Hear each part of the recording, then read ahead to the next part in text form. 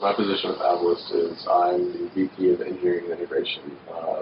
A lot of my job is to architect the website, essentially, which is put down a foundation as well as build on top of that, so that what you see, a lot of the website has been kind of my baby, but it's all been set up and kind of laid out, and it's always changing, but you have to put a good base down for it to actually be able to be changeable, so when a new feature comes up, it's not like redesign the entire thing, it's just add on top of what's already there.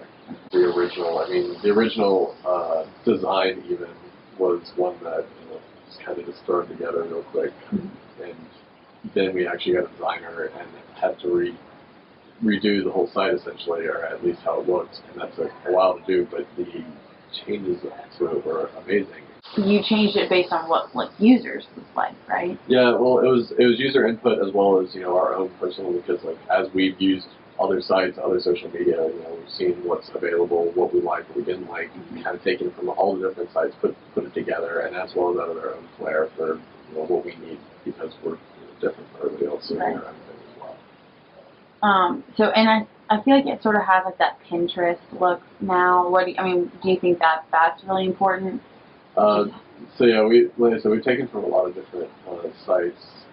Pinterest was one of them, kind of the style, the way that it's laid out, because of since the site is based off of users creating content, and it's about being able to find that content and usable content, as opposed to Facebook, where you can post things, but it's more in the moment and then gone. It doesn't really matter that much anymore. And the same thing with Twitter, where you post a tweet and then a day later nobody really sees it again because there's so much else that's gone through your feed. With us, we have to have that almost continual ability to get back to that content, like you do with Pinterest, and organize that content. So Pinterest has been one of our, we've drawn a lot of ideas from them. Talk about the NSA incident and sort of how we feel about the government having access to all of our information online, and sort of, I feel like privacy settings they're becoming more So yeah, the problem with the NSA and they're having access to everything, it doesn't matter what the privacy settings are on any social media site. The NSA basically gets the database information, which is it doesn't. The privacy settings are to protect consumers from other consumers. It's not to protect and our privacy and our terms of agreement and everything like that.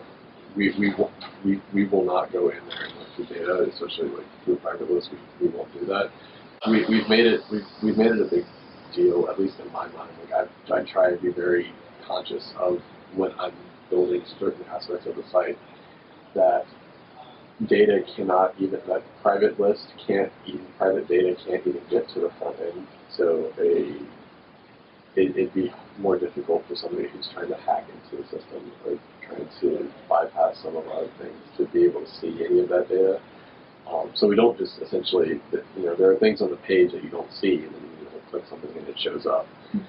We don't even put the private list onto the page unless it's the actual owner of the list or a collaborator of the list or something like that.